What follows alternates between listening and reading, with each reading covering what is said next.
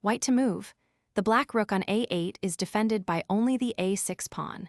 The white queen on a4 stares down the file. There is a knight sacrifice that wins a rook.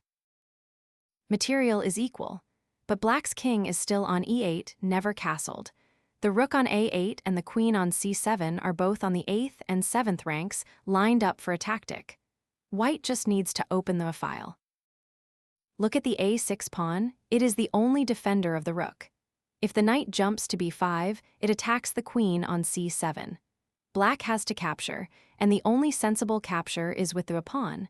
That deflects the pawn off a6 and opens the file.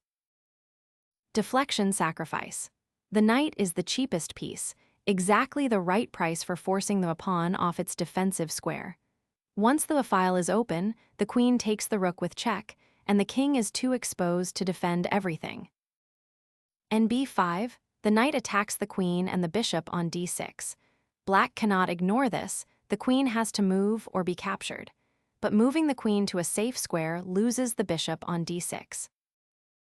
Axb5, black takes the knight. The pawn moves from a6 to b5, and now the file is wide open. Qxa8 with check. The queen takes the rook and now attacks the king along the 8th rank. Black has to block or move the king, but the king has nowhere to run. Qb8, black blocks the check with the queen.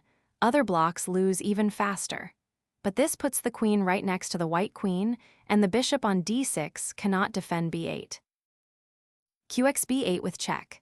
The queen captures the queen. Black recaptures with the bishop, but white has won a rook and a pawn for a knight, clearly winning.